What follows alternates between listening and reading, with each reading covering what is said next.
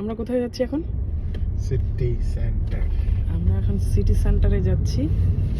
আজকে ওয়েদারটা কিন্তু ভালো, প্রচণ্ড পরিমাণে ঠান্ডা।